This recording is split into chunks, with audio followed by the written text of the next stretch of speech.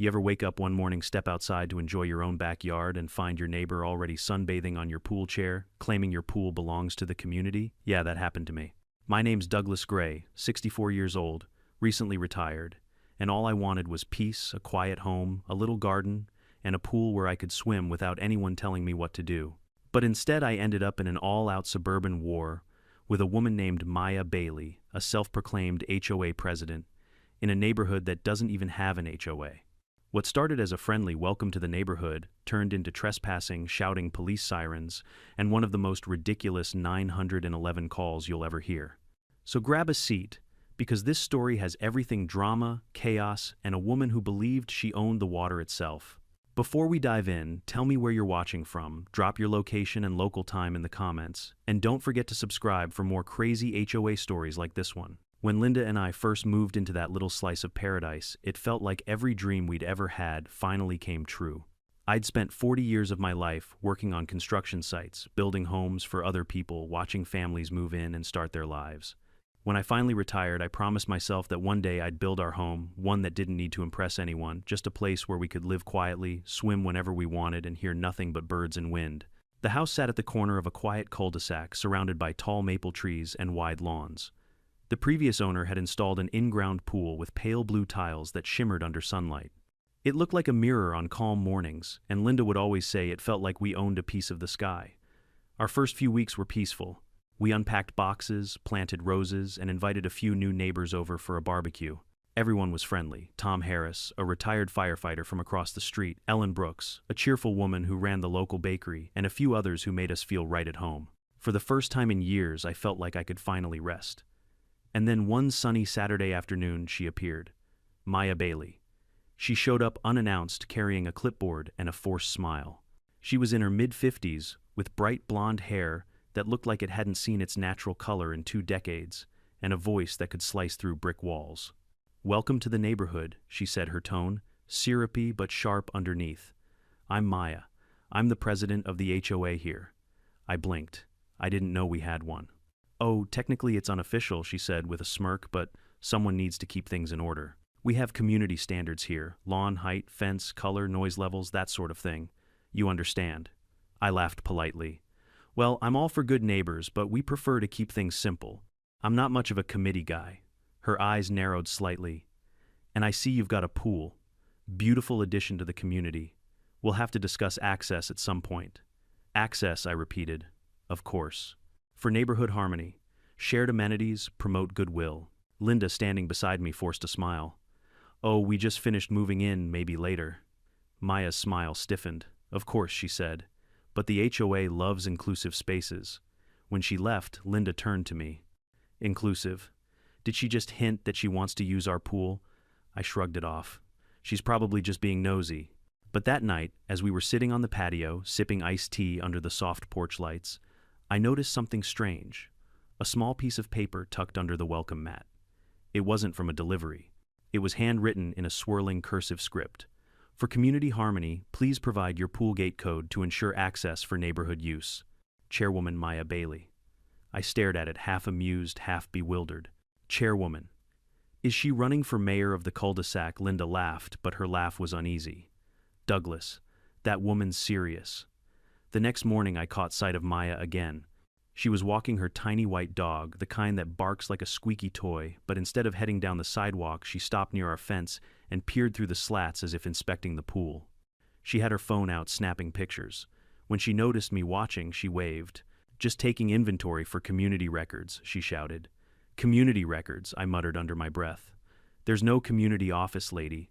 Linda leaned out from the kitchen window. "She's taking pictures again." "Yep." Linda rolled her eyes. "We've lived here less than a week, and she already thinks she's on patrol."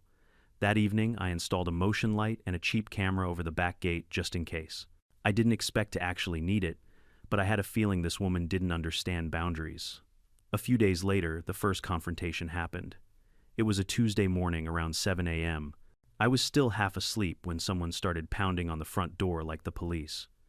I threw on my robe and opened it to find Maya fully dressed in a pink suit jacket, holding her clipboard like a badge. "Good morning, Douglas," she chirped. "I'm here to collect the pool gate code."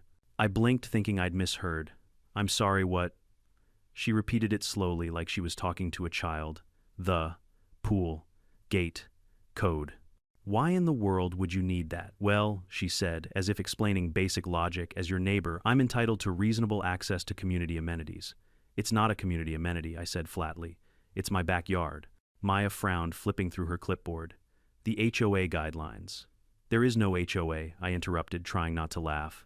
Technically, this subdivision was registered under a community covenant back in the 1990 seconds, she said, pretending to read something official, which means any shared resource visible from another property may fall under community access provisions. I stared at her. You made that up. Her face turned red. You're being unreasonable, Mr. Gray. It's very selfish to keep something so nice all to yourself. I could organize pool days, community events. I stepped outside and gently but firmly said, Ma'am, you're trespassing now. Please leave. Her lips tightened. Fine. But don't say I didn't try to keep things civil. And with that, she stormed off her heels, clicking on the driveway like gunfire. I went back inside, shaking my head. Linda was waiting with a cup of coffee and a raised eyebrow. Let me guess, she said. Pool access bingo. She's out of her mind. Probably. But let's give her the benefit of the doubt. Benefit of the doubt, Linda scoffed. You just told her she's not allowed in your backyard. That woman's going to take it personally. She was right.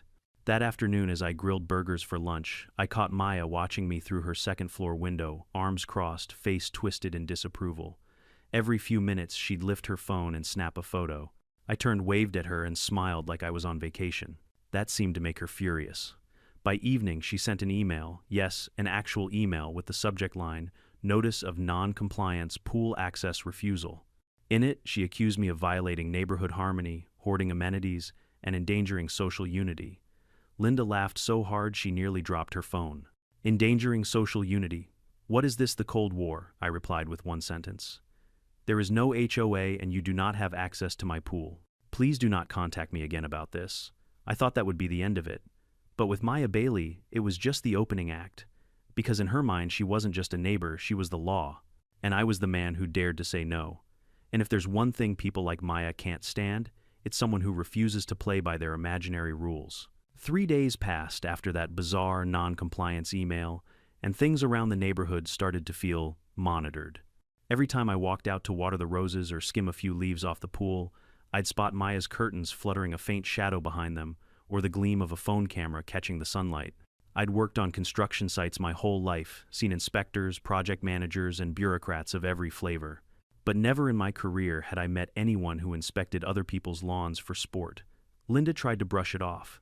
She'll get bored soon, she said, lighting a citronella candle on the porch. Nobody can stay obsessed with a pool forever. Don't bet on it, I muttered. I think she's building a case file. And I wasn't wrong. That Friday morning, I stepped outside to grab the newspaper, and there it was again, another folded note tucked under the doormat. Failure to comply with community access requests may result in penalties. Please submit your pool gate code by Monday to avoid further escalation. Chairwoman Maya Bailey. I couldn't help laughing. Penalties. What is she going to do, revoke my backyard privileges? Linda wasn't amused. Douglas, she's clearly unstable. What if she actually tries something? I shrugged. Then I'll call the cops. It's private property. Case closed. Except it wasn't. That same afternoon, I heard the unmistakable click of a gate latch. I looked out the window, and there was Maya right in my side yard, clipboard in hand, inspecting the fence like she was a building inspector from the county. I stepped outside. Morning, Maya, lose your way. She didn't even flinch. Just verifying compliance, she said. The height of your fence seems inconsistent with Section 4 of the neighborhood guidelines. There are no guidelines, I said, struggling to keep my tone civil. And you're standing on my property. That's called trespassing. Her lips pressed together. If you're going to be hostile, I'll have to file a report. Report to who? She smiled thinly. The board. The imaginary one, I asked. That got her. Her face turned the color of an overripe tomato. You know what, Douglas, you're making a mockery of community order? Community order doesn't mean my pool belongs to you, I said. Now, please go home. She stormed off without another word. But her silence didn't last long. By sunset, she had posted a bright yellow notice on my mailbox: community violation, unauthorized fence construction, and denial of shared amenity access. Linda stared at it in disbelief. She made this on PowerPoint. I peeled it off, crumpled it, and tossed it into the trash. That's it. I'm done being polite. That night, I sent her an email of my own, calm, professional, but direct. Maya, you are not authorized to enter my property, photograph my home, or distribute notices on my mailbox. If you continue to harass us, I will contact the sheriff's department for trespassing and harassment. This is your only warning. Douglas Gray, she replied within 2 minutes. You'll regret this tone, Douglas. The HOA protects compliant residents, not rebels. Rebels. That word made me laugh. I didn't realize relaxing in my own pool made me a revolutionary. The next morning, I woke to the sound of muffled voices out front. Peering through the blinds, I saw Maya standing on the sidewalk with 2 other neighbors, Paul Jensen, who lived 2 doors down, and Nancy Walker, the lady who jogged every morning with her golden retriever. Maya was talking animatedly, pointing at my backyard fence, waving her clipboard around like a preacher with a Bible. Linda joined me at the window. She's gossiping again. I'd say she's campaigning. Campaigning for what I sighed. For control. Later that afternoon, as I worked in the garage, Paul wandered over looking uneasy. Hey, Doug, he began, rubbing the back of his neck. I just wanted to clear something up. Maya said you were refusing to let anyone use the community pool. The what pool? He gestured toward my backyard.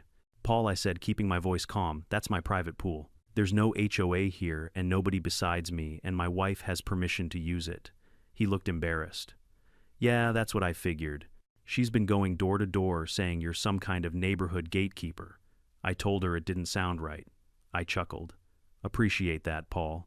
But if she comes around again, tell her to direct any complaints to the homeowner, me. That evening, I sat by the pool with a cold beer, thinking the worst was over. But peace never lasts long when you live next to someone who needs an audience. Just after sunset, I heard the familiar creak of the side gate again. The motion light flicked on, and there she was, Maya, flashlight in hand, scribbling notes like a crime scene investigator. I stepped out quietly. Maya, if you take one more step, I'll have you escorted off the property. She spun around, startled but defiant. You can't stop me. You're obstructing community oversight. Community oversight doesn't mean sneaking into my yard at night, I snapped. She glared at me, muttering, You're a control freak, Douglas Gray. A real dictator of the cul-de-sac. I pointed toward the gate. Out. Now. She left, slamming it behind her so hard that the latch broke. Linda came out moments later. What happened? Same thing as before, I sighed. She's escalating. By the next morning, half the street had heard about the incident. Maya told anyone who would listen that I'd physically threatened her during a routine HOA inspection. Tom Harris came over holding a coffee mug. You know, Doug, he said, I've dealt with crazies in my firefighting days, but she's on another level. You should probably start documenting this. Already done, I said, pointing to the new security camera above the gate. If she steps foot here again, I'll have proof. Sure enough, that evening she tried again, this time standing just outside the fence, yelling over it like a town crier. I'll have you find Douglas. You can't defy the HOA forever. I sat in a lawn chair, sunglasses on, pretending not to hear. The quieter I was, the louder she got. Finally, I said, Maya, you can't find me for something that doesn't exist. Oh, it exists, she shrieked, and you're going to regret mocking me. She stormed off, but not before taking one last photo of my illegal pool ladder. Linda sighed. You think she'll ever stop? Not until she's humiliated herself publicly, I said. And knowing Maya, that shouldn't take long. That night, I reviewed the security footage there. She was clearly on my property, waving a clipboard like a sword. I saved the video, labeled it Exhibit A, and went to bed feeling oddly prepared for whatever came next. Because deep down, I knew Maya Bailey wasn't finished. People like her never stop until someone draws a line thick enough they can't cross. And as far as I was concerned, that line was the edge of my pool. By the time the weekend rolled around, the air between our 2 houses felt charged like the hum before a thunderstorm. Maya hadn't spoken to me since her nighttime inspection, but that didn't mean she'd given up. No, she was regrouping. The calm before the storm. Saturday morning started beautifully. The sun was out, Linda had made lemonade, and the pool water sparkled like polished glass. We decided to host a small barbecue, nothing fancy, just a few friends and neighbors to lighten the mood. Tom Harris brought ribs, Ellen Brooks came with her famous peach cobbler, and even Paul Jensen showed up, carrying a 6-pack of craft beer. For a while, everything was perfect. Laughter, music, the smell of grilled meat, it felt like our little corner of the world was whole again. Until the pink blazer showed up at the fence. I saw her out of the corner of my eye, first standing stiffly by her side of the property line, arms crossed, sunglasses perched on her nose like she was watching a crime scene. Maya Bailey didn't blend in. She projected herself into the landscape like an unwanted statue. Linda noticed too. "Oh, for heaven's sake," she muttered. Maya's voice cut through the music. "Excuse me," Tom turned down the speaker. I sighed. "Afternoon, Maya." Her lips pursed. "Do you have a permit for this gathering?" "Permit," I repeated. "It's a backyard barbecue, not a concert." "You're violating community quiet hours," she snapped. "The noise level is unacceptable." Tom glanced at his watch. "It's 3 in the afternoon. That's not the point," she said sharply. "You're disturbing neighborhood harmony," Ellen whispered to Linda. "Is she serious?" Linda nodded grimly. "Deadly." I tried to keep my cool. "Maya, this is my private property. We're well within city noise limits. If you've got a complaint, file it with the city, not your imaginary HOA." That last line must have struck a nerve because she turned redder than the coals in my grill. "Fine," she hissed. "But don't expect leniency when the board reviews this." There is no board. I called after her, but she was already storming away. The party went on, though. It took a minute to shake off the awkwardness. Still, the laughter came back. The burgers kept sizzling, and by sunset everyone was relaxed again. But peace never lasts long when your neighbor's hobby is chaos. The next morning, as I sat on the porch with my coffee, a police cruiser rolled slowly up the street and stopped in front of my house. 2 officers stepped out, young guys, polite smiles. "Morning, sir," one said. "We got a noise complaint from this address." I almost spit my coffee. "You're kidding," the officer chuckled. "No, sir. The caller said there was an unauthorized public event involving amplified music, open flames, and alcohol distribution." Linda came out just in time to hear that. "Distribution? We were drinking beer, not running a bar." The officer's grin widened. "That's what I figured. Just need to check any issues with a neighbor named." He flipped his notepad. "Maya Bailey," I groaned. "Of course." He nodded knowingly. "You're not her first call." After verifying everything was fine, the officers left, shaking their heads. But as their car disappeared down the road, I noticed Maya standing behind her curtain again, holding a phone and glaring at me. That's when I realized she wasn't trying to win anything. She just wanted to wear us down, one absurd confrontation at a time. By Monday morning, a new letter appeared in my mailbox, this time printed on official-looking paper with a fake HOA logo. "Notice of violation: excessive noise and disruptive behavior. Homeowner is hereby fined $250 for non-compliance with HOA guidelines." Linda laughed so hard she nearly cried. She made a fake fine notice. "Oh, she's creative, I'll give her that." "She's crazy," Linda corrected. That evening, Tom stopped by again. "Doug, she handed me one too," he said, waving a similar notice. "Only mine says, failure to report neighbor disturbance." I stared at him. "She's issuing fines to other people now. She dropped them in half the mailboxes on the block," he said, shaking his head. "Ellen said hers accuses her of enabling unapproved gatherings." Linda sighed. "We're living in a sitcom." "Not for long," I muttered. "This ends now." So I called the sheriff's office again and explained everything. The deputy officer Reed remembered me from the earlier pool code fiasco. He chuckled. "Mr. Gray, I've got 3 reports from her already: noise, unauthorized fence, and something about a hostile HOA rebellion. You're not in trouble, but she's crossing into harassment territory." "Can I press charges?" I asked. "Not yet," he said. "Document everything. Every note, every fake notice, every photo. Once we have a pattern, we can move forward." I thanked him and hung up. That night, I scanned all her letters, logged dates, and stored copies on a flash drive. But of course, Maya wasn't done. Tuesday afternoon, as I was mowing the lawn, I noticed something odd. The wooden fence between our yards had been spray painted. In neat white block letters, someone had written, "Community Property Shared Use Area." I shut off the mower, heart pounding. "You've got to be kidding me." Linda came running out. "What the she tagged my fence," I said. With community property, we had the footage. The motion light caught her at 2:17 a.m., wearing a hoodie, holding a spray can. That was the breaking point. I called Officer Reed again, sent him the footage, and filed an official complaint. He came by that evening, reviewed the evidence, and shook his head.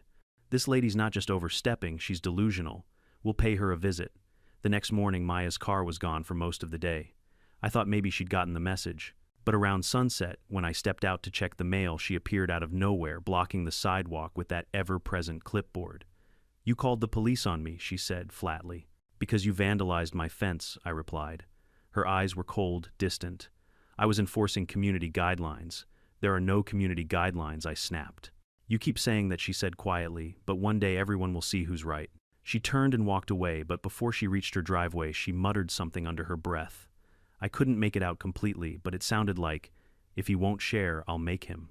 That night, Linda double-checked every lock and closed every curtain. She's unstable, Doug. We should stay with Tom for a few days. I'm not running from a lunatic with a clipboard, I said. She wants control, that's what this is about. If we act scared, she wins. Linda sighed. Just promise me you'll be careful. I promise. But deep down, I could feel the tension building. I'd seen people like Maya before, bullies who mask their insecurities with authority. But what made her dangerous wasn't her ego, it was her obsession. And soon that obsession would boil over into something even the police couldn't laugh off. Because when someone convinces themselves they're the law, there's no telling how far they'll go to enforce it. I thought the spray paint incident would be the peak of Maya's madness. I was wrong. That woman had an entire sequel planned. It was a Thursday morning, early summer, warm sunlight spilling across the backyard. I was halfway through my first cup of coffee when Linda screamed from the kitchen, "Douglas, you'd better come out here right now." Her tone wasn't the usual. "There's a raccoon in the trash again," kind of alarm. It was sharp, shaking. I rushed outside, still in my slippers, and nearly dropped my mug. There, stretched out on our patio chair beside the pool, was Maya Bailey herself. Pink sun-hat sunglasses, glass of something amber in her hand, and a smug smile that could curdle milk. She looked like she owned the place. "Morning, Douglas," she said lazily. "Lovely weather, isn't it? Perfect for some community relaxation." For a second, I was too stunned to speak. Linda's voice came from behind me, trembling with fury. "What are you doing here, Maya?" She raised her glass like a toast. "Just enjoying the shared amenity. You really should have filed that pool registration form sooner." "There is no shared amenity," I snapped. "And you're trespassing." Maya chuckled, utterly unbothered. "Oh, please. I pay HOA fees, which means I'm contributing to the neighborhood's aesthetic value. That gives me a right to benefit from it." Linda looked ready to explode. "Lady, this isn't a public park. You broke into our yard. Don't be dramatic," Maya said, settling back in her chair. "The gate wasn't locked. If you don't want guests, maybe invest in better fencing." That was it. I could feel my pulse hammering. "Get out, right now," she smirked. "You can't make me leave, Douglas. This is technically an easement zone." I looked it up. "There is no easement through my pool deck." "Oh, there will be," she said, swirling her drink. "I'm already drafting a proposal." I took a deep breath, fighting the urge to shout. "Maya, I'm giving you one last chance. Leave my property or I'll call the police." Her face twisted into a mocking grin. "Go ahead, call them. They'll tell you the same thing. They work for the county, and the county recognizes HOA oversight." Linda was already dialing. "Let's test that theory." The moment Linda said trespassing into the phone, Maya's fake confidence wavered. She stood up too quickly, stumbling slightly, and that's when I caught the smell, strong, sour, unmistakably alcohol. "Maya, are you drunk?" I asked. She lifted her chin. "It's called relaxation, Douglas. Maybe you should try it sometime." Before I could respond, she marched toward the patio door like she owned it. "I'll just let myself inside to refresh my drink." I stepped in front of her. "You're not going anywhere near my house." She tried to push past me, muttering something about community rights, but I held my ground. "Maya, out." She shoved me once hard enough that I had to grab the door frame to keep balance. "Don't touch me," she shrieked as if I had attacked her. That was enough. I pulled the door shut, locked it, and said through the glass, "You have 30 seconds before the police arrive." For a long moment, she just stood there glaring at me through her oversized sunglasses. Then she spat on the patio floor, kicked over one of Linda's flower pots, and stormed toward the gate. "Fine," she yelled. "But this isn't over, Gray. You'll regret making an enemy out of me." By the time Officer Reed arrived, Maya was gone. He listened patiently as I showed him the security footage. The video was perfect, Maya walking in through the side gate with her sun hat, dragging a lounge chair to the perfect spot beside the pool, and even pouring herself a drink from a thermos she'd brought along. Reed sighed. "Yeah, that's definitely trespassing, and maybe public intoxication if we wanted to push it." "Can you arrest her?" Linda asked hopefully. "Not retroactively," Reed said. "But I'll pay her a visit and make it clear she's not to set foot here again." "You've got enough evidence for a restraining order if she keeps it up?" Linda crossed her arms. "She will keep it up." Reed nodded. "Then keep the cameras rolling." The next few days were quiet, eerily so. Maya's car was gone, her curtains closed, her little white dog nowhere to be seen. I almost dared to believe she'd learned her lesson. Then, on Sunday afternoon, I spotted her again. She was standing on the sidewalk in front of my house, arms folded, watching me as I cleaned the pool filter. When I looked up, she smiled one of those slow, cold smiles that says, "You think this is over, but it's not." "Enjoying your private oasis," she called out. "Yep," I said. "And it's going to stay private." She tilted her head. "We'll see about that." That evening, a printed letter was taped to my front door. no envelope no postage. Just the same self-appointed title at the top. HOA Enforcement Office Notice of Violation. Subject unauthorized restriction of community amenities pool area. Immediate action required. Failure to comply may result in legal escalation and loss of neighborhood privileges. Linda tore it down, crumpled it, and threw it straight into the fire pit. I'm done pretending this woman is normal. I think she's trying to provoke me, I said. She wants me to snap so she can play victim. Linda frowned. She doesn't need help looking crazy. I nodded. Yeah, but she's cunning. There's a line between delusional and dangerous, and she's crossing it. We decided to take precautions. I installed a taller gate with a lock, added another camera facing the driveway, and even put up a new sign, private property, no trespassing, security cameras active. The next morning it was gone. Someone had unscrewed it and left it face down in the flower bed. That's when I knew Maya wasn't acting out of confusion anymore. This was control. A game of domination she refused to lose. That night, while reviewing camera footage, I caught her again. Around midnight, she crept up to the back fence, flashlight in hand, and peered through the slats at the pool. Then she muttered something to herself and walked away. The next morning, she called me. Her tone was syrupy, fake sweet. Douglas, I wanted to clear the air. Let's be civil neighbors, shall we? Sounds great, I said cautiously. Good, she purred. Then you won't mind giving me the gate code, just for emergencies, of course. I laughed out loud. You mean like last time you got thirsty on my patio? She paused, then hissed. You think you're clever, but you'll regret mocking me. And she hung up. Linda shook her head. She's unraveling. I rubbed my temples. No, she's plotting. Big difference. Later that day, Officer Reed called to check in. We gave her a formal warning, he said. She wasn't happy. Kept arguing about shared resources.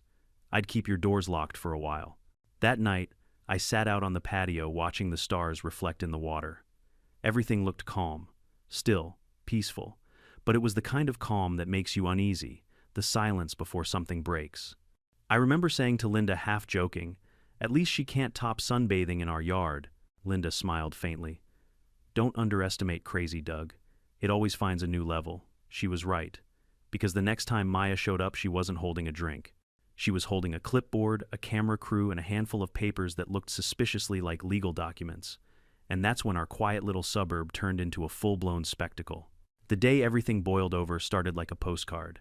Blue skies, a light breeze, and a backyard that looked like peace itself. Linda and I had spent the morning preparing for a small get-together, just some friends, burgers, a little music. After weeks of stress, we needed laughter more than anything. By noon, the grill was sizzling, the radio played classic rock, and laughter echoed off the water. Tom Harris had brought his signature ribs, Ellen Brooks carried a tray of cupcakes, and Paul Jensen was already knee-deep in pool games, with a couple of our younger neighbors' kids. For the first time in months, I felt normal again. I thought, maybe Maya finally got tired of her own drama. That illusion lasted all of 20 minutes. I was flipping burgers when Linda stiffened and pointed toward the fence. "Douglas, tell me that's not a camera crew." I turned, and sure enough, there she was. Maya Bailey, dressed like she was running for office, pink blazer, pressed heels, digging into the grass. In one hand, her infamous clipboard, in the other a small handheld camera. Behind her stood two confused teenagers holding phones on selfie sticks, clearly recruited for documentation. What in the Tom began? Before he could finish, Maya unlatched the side gate and strode right into the yard like she was walking onto a stage. "Good afternoon, residents," she called out, voice high and theatrical. "As acting president of the HOA, I am here to enforce emergency community code revisions effective immediately." Every head turned. Ellen whispered, "Is she serious?" "Oh, she's serious," I muttered. Maya held up a paper as though it were the Declaration of Independence. "This pool has been classified as a shared amenity under neighborhood visual enjoyment rights." Paul frowned. "Visual, what now?" "It means," Maya continued, her voice growing louder, "that any property improvement visible from public or adjoining lots contributes to collective value and therefore cannot be monopolized by a single household." I blinked. "Maya, that's not how property law works." She ignored me, turning toward her camera crew. "Make sure you're recording this official documentation of non-compliance." Tom put down his ribs. "Lady, you need to leave before someone calls the cops again." Maya gave him a glare so sharp it could have cut glass. "This doesn't concern you, citizen. This is an internal HOA matter." I took a step forward, hands raised. "Maya, I've tried being patient. You've trespassed, vandalized, harassed, and now you're crashing a family gathering. This stops now." Her grin widened. "Oh, I'm just getting started." Before I could react, she stormed past me right up to the edge of the pool and shouted, "Everyone out of my pool." For a split second, nobody moved. Then laughter broke out. Paul nearly choked on his drink. "Your pool," he said. "You've lost it, lady." That's when she lost her composure completely. Maya stomped her heel into the ground, shrieking, "I said out," and to everyone's horror shoved Paul straight into the water. He surfaced sputtering, still laughing. "Congratulations, you're insane," I rushed forward. "Maya, that's enough." She turned face twisted in rage and swung her clipboard like a sword, smacking it against my shoulder. "You're violating Section 4, she screamed. I have the right to enforce Section 4 of what I shouted. The HOA bylaws. There is no HOA. Her breathing was erratic, her eyes wild. "Then I'll make one." I reached for her wrist, trying to stop her from swinging again. "Maya, you need to leave before this gets worse." She yanked free, and in one swift motion slapped me across the face. The whole yard went silent. Linda gasped, rushing to my side. Douglas, even Maya froze for a moment, realizing what she'd done. Then, as if doubling down on her insanity, she shouted, "He assaulted me." "What?" Tom bellowed. "We all saw you hit him." Maya stumbled backward, grabbing her phone. "I'm calling 911. He attacked an HOA officer." I laughed incredulously. "You're out of your mind." "Mind your tone, Douglas Gray," she barked. "You're on camera." I pulled out my own phone and said evenly, "Good, let's make it official." As she started dialing, I hit my emergency contact. Officer Reed's number was already saved. "Reed," I said when he picked up, "it's Gray. She's back. Assaulted me. Claims she's calling 911 on me. You'd better send someone before she drowns herself in paperwork." He sighed. "We're on the way." Maya was pacing now, still on the phone. "Yes, operator, I'd like to report trespassing and assault in progress. They're using my pool." Her voice cracked on the last word. When the sirens finally echoed down the street, she looked almost triumphant. "You're done," she hissed. "They'll believe me. I'm the authority here." The police car pulled up, lights flashing.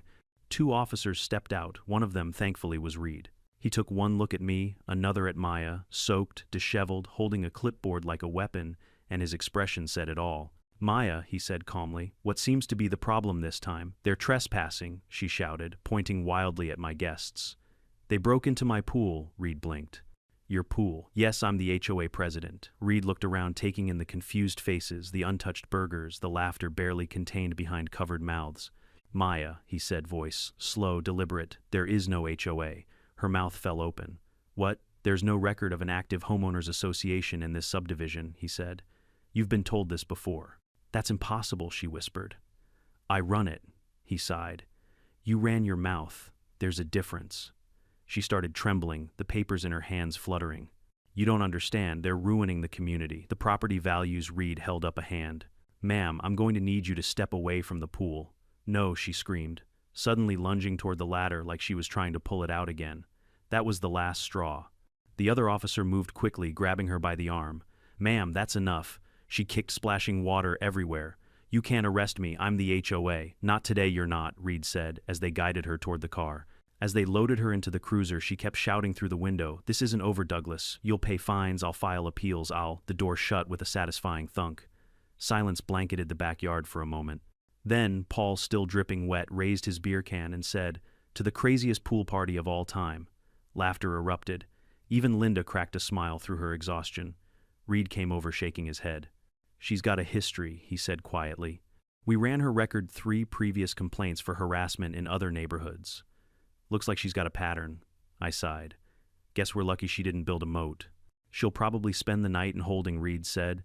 "You should consider filing for a restraining order. My report will help." Linda put her hand on my arm. "We will." After they left, the sun began to dip, painting the sky in orange and pink streaks. The laughter faded into soft conversation, and for the first time all day I exhaled. Ellen leaned over. "Douglas, I've lived here 20 years and I've never seen anything like that." "Neither have I said. "But I think we've officially exorcised the HOA demon." She grinned. "Better print that on a t-shirt." We cleaned up the mess, relit the tiki torches, and let the evening unwind naturally. For once, the only sound was the gentle ripple of water and the low hum of crickets. I sat back in my chair, rubbing the faint sting on my cheek, where she'd slapped me, and chuckled softly. "Linda," I said, "next time we throw a party, remind me to put 'no HOAs allowed' on the invite." She smiled, leaning her head on my shoulder. "Deal." The morning after the pool party showdown, the neighborhood felt strangely calm. No shouting, no fake notices, no pink blazer appearing over the fence.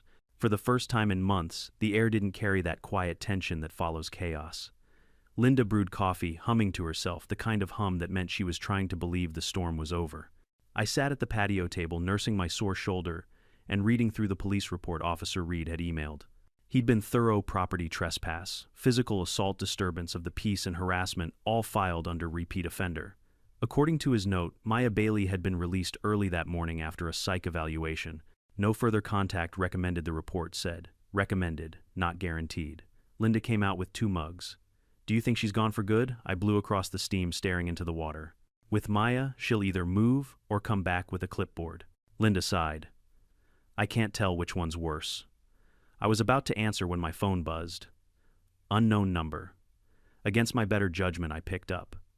A woman's voice spoke, calm, professional, almost too smooth. Good morning, Mr. Gray. This is Sergeant Amy Lewis from the County Sheriff's Office. I wanted to update you on the Bailey case. Oh, thank God, I said. Please tell me she's finally getting some help. Well, the sergeant hesitated. We did a background check. Turns out Mrs. Bailey has been involved in similar incidents across 3 different communities over the past decade. Filed complaints, harassed homeowners, even impersonated HOA officials. In each case, she moved right before charges could stick. I pinched the bridge of my nose. So she's done this before? Yes, sir, the sergeant said. You and your wife did the right thing, calling it in. You're not her first victims, but you might be the last. We forwarded everything to the county prosecutor. I'd strongly advise filing for a restraining order as soon as possible. Already on it, I said. Good, she said. We'll keep you informed. And for what it's worth, Mr. Gray, I read the incident report. You handled yourself with restraint most people wouldn't have. I chuckled tiredly. Ma'am, I was a construction foreman for 40 years. I've dealt with screaming clients and collapsing walls. She's still the most unstable thing I've ever seen. That made the sergeant laugh softly. Stay safe, sir. When I hung up, Linda was watching me. Well, she's done this before. 3 neighborhoods. Linda's jaw tightened. She's not crazy, she's addicted to power. Yeah, I said. And she just keeps finding new places to play queen. By noon, half the neighborhood had heard about the arrest. Tom dropped by with a box of donuts, looking both amused and cautious. Morning, Doug. You see the neighborhood Facebook page? I raised an eyebrow. No. Why? He grinned. She's on there. Or at least was. Before they banned her. He handed me his phone. The group feed was a mess, dozens of posts, all time-stamped the night before. Maya B. Warning. New residents violating HOA codes and endangering community peace. Maya B. Police corruption in our county. They're protecting trespassers. Maya B. If you value property values, boycott the Grays' fake pool parties. Each one was met with a flood of laughing emojis and comments like, girl, there's no HOA. This isn't the Truman Show, calm down. Maya, seek help. Tom chuckled. She tried to fine the entire street for participating in your illegal event. I shook my head. She's got a gift for humiliation. Guess that gift's finally working against her, Tom said, setting down the donuts. She's packing boxes this morning. That made Linda pause mid-sip. You're serious. Dead serious, Tom said. Moving trucks out front right now. I stood looking toward the fence. Through the cracks, I could see the corner of a U-Haul van and 2 movers hauling boxes down her driveway. Part of me wanted to feel triumphant, but instead I just felt tired. She's leaving, I murmured. Just like that. Linda exhaled slowly. Maybe peace isn't a myth after all. But as I watched one of the movers carry a box labeled Files HOA Correspondence, I couldn't shake the feeling that she wasn't done entirely. People like Maya didn't quit, they relocated. A few hours later, Officer Reed stopped by for a quick follow-up. She's officially out, he said. Moved across town to a condo. Management, there's already been warned. Linda smiled faintly. Guess she'll find a new committee to terrorize, Reed chuckled. Probably. But she won't be back here, restraining orders in effect. And we've added a neighborhood watch alert under your address, just in case. Appreciate it, I said, shaking his hand. When he left, Linda wrapped her arm around me. So, Mr. Gray, what are you going to do with all this peace and quiet, honestly, I said. I might actually swim in my own pool without looking over my shoulder. That evening, as the sun dipped low, I sat at the water's edge, legs dangling in the pool. The ripples shimmered gold, and the reflection of the house danced across the surface like it was finally exhaling. For the first time, the silence didn't feel heavy. It felt earned. Ellen stopped by, briefly holding a casserole dish. "Brought this for you two," she said. "A little congratulations on surviving HOA hell gift." Linda laughed. "We'll need a new shelf just for all these sympathy casseroles," Ellen smiled. "You know, Doug, there's a rumor that the new neighbors moving into her place are a young couple with twin toddlers." "Toddlers," I grinned. "Good. Maybe they'll scream loud enough to haunt her memory." That night, after everyone was gone, I sat in the backyard one last time. The air was warm, the cicadas humming, and the pool lights glowed soft blue. Then I noticed something, a small white envelope tucked under the back gate. My stomach sank as I picked it up. The handwriting was unmistakable. "To Douglas Gray, you think you've won, but order always returns. I'll be watching." MB Linda found me holding it a minute later. "Oh no," she said. "Relax," I replied, tossing it into the fire pit. "Let her watch from a distance. We've got cameras, locks, and better things to do than play in her fantasy HOA." The envelope burned quickly, curling into ash. The smoke rose into the night sky, vanishing among the stars. For the first time, I didn't feel angry. I felt free. The following week, I went to the courthouse and finalized the restraining order. Officer Reed met me outside afterward, handing me a signed copy. "You did everything right, Doug," he said. "And now she's officially off your back." I smiled. "You know, I almost missed the excitement." He laughed. "Don't say that too loud. She might hear you." We shook hands, and that was the last time I ever heard Maya Bailey's name, at least in my neighborhood. From that day forward, the only thing that disturbed my backyard was the gentle splash of water and the laughter of friends. And sometimes when I sat out there at dusk, watching the golden ripples fade into dark, I thought about how something as simple as a pool could reveal who people really are. Maya wanted control. I just wanted peace. And in the end, peace won not by fighting louder, but by outlasting the noise. It's funny how silence can sound deafening after months of chaos. The first few mornings without Maya's voice echoing over the fence felt almost unreal, like the neighborhood itself was holding its breath, testing the idea that peace could really last. Linda noticed it too. One afternoon she stood by the pool, arms crossed, smiling softly. "You know," she said, "it's strange not hearing anyone accuse us of violating community harmony." I laughed. "Yeah, almost makes you miss the daily entertainment," she smirked. "Don't even joke about that, Douglas Gray." Life slowly returned to normal, though normal felt different now. I'd started doing small repairs I'd ignored during the months of distraction, repainting the fence, trimming the maple trees, fixing the pool light Maya had somehow unscrewed during her inspections. Tom Harris dropped by every few days, usually bringing donuts or a thermos of coffee. We'd sit on the porch talking about everything except HOA drama. Every time he left, he'd say, "Still quiet," and I'd grin, quiet as the grave. Ellen Brooks organized a proper neighborhood barbecue, one that didn't end with police lights flashing. This time everyone came, families, kids, even newcomers moving into Maya's old house, a young couple named Jordan and Claire Davis, both teachers with twin toddlers who giggled constantly. The kind of people who made a place feel alive again. When I first met them, Jordan shook my hand firmly and said, "We heard stories about the woman who used to live next door. Something about fake fines," Linda snorted. "Oh, that was the mild part." We all laughed, and for the first time I realized we weren't just celebrating Maya's departure, we were celebrating survival. But there was still one thing left undone. The restraining order had been finalized, the cameras installed, the fences repaired, yet part of me couldn't rest until I made sure no one else fell into her trap. So one morning, I drove down to the county courthouse to drop off copies of the video evidence for the prosecutor's office. The clerk behind the counter, a woman named Sandy, flipped through the folder and frowned. "Maya Bailey, we've got 2 active cases under that name already. She's consistent, I'll give her that." I raised an eyebrow. 2 other victims," Sandy nodded. "Different neighborhoods, similar pattern. Tries to set up an HOA where there isn't one, bullies. Homeowners calls the cops when they don't comply. Textbook power obsession. Sounds about right," I said. "Think she'll ever stop?" Sandy smiled faintly. "People like her, they don't stop. They just run out of places to rule." I left the courthouse feeling lighter. The clouds had thinned, the sunlight spilled across the parking lot, and for once the world didn't feel like it was waiting for the next explosion. When I got home, Linda was on the patio sipping lemonade and reading a book. The twins next door were splashing in a kiddie pool, their laughter ringing through the air. For the first time in months, it didn't make me tense. It just sounded like life. She looked up as I sat beside her. Everything handled, everything I said. Her name's in the system. If she ever tries this again, she won't get far. Linda reached over and squeezed my hand. "Then it's really over." Yeah, I said quietly. It's over. We sat there a long time watching the water shimmer. The pool, once a symbol of stress and absurdity, now looked beautiful again, calm, clean ours. I'd started calling it the sanctuary. It wasn't about the water itself, it was what it represented. The idea that peace can exist even in the middle of madness if you're stubborn enough to defend it. That evening, as the sun dipped low, I poured myself a drink and settled into my favorite chair by the pool. The light turned everything gold, the fence, the rippling water, even the steam rising from Linda's teacup. She smiled at me from across the patio. "You look content." "I am," I said. For the first time in a long while, she tilted her head. "Do you ever think about her?" I chuckled.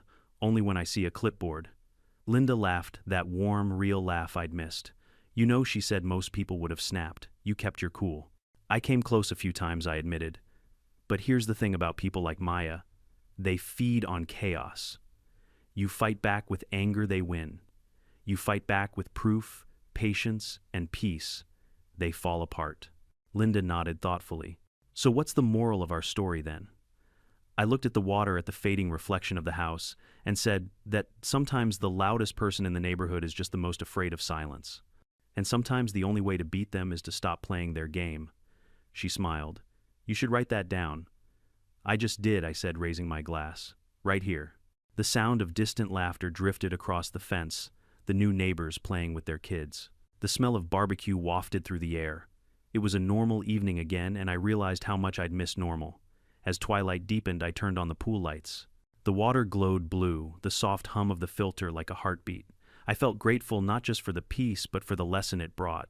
For months I'd been angry, frustrated, even humiliated. But now I understood that boundaries aren't just fences, they're reflections of self-respect. And when someone tries to bulldoze through them, your response defines the kind of person you are. Maya had tried to own everything she saw, but she never understood that ownership isn't about control, it's about care. She wanted authority. I wanted quiet. And in the end, quiet won. I leaned back, watching the stars flicker to life. "You know, Linda," I said softly, "I think this place finally feels like home." She smiled. "It always was. We just had to reclaim it." I nodded. "Yeah. Sometimes peace isn't something you find, it's something you build." We sat in comfortable silence after that, the kind of silence that doesn't need to be filled. And if there's one thing I've learned through this whole ordeal, it's this: there will always be a Maya somewhere. Someone who believes rules don't apply to them, who mistakes control for leadership, who can't stand to see others simply minding their own business. But there will also always be people like us, people who draw the line, hold their ground, and protect what's theirs, without losing their humanity. So to anyone listening, take it from an old man who's been there. If someone ever tries to control your peace, don't shout louder, stand firmer. Document everything, stay calm, and remember, you don't need to win their war. You just need to keep your ground until they walk away. Because when they finally do and the silence settles, you'll realize something powerful. The sound of peace isn't quiet, it's the sound of freedom. And that's the sound I hear every morning now, as the sunlight hits the water and the world feels simple again. If you've ever had your own HOA Maya in life, someone who just couldn't mind their own business, tell me your story in the comments below. And if you enjoyed mine, don't forget to like, share, and subscribe for more unbelievable HOA stories from around the neighborhood. Until next time, stay calm, stay kind, and guard your peace like it's your favorite pool.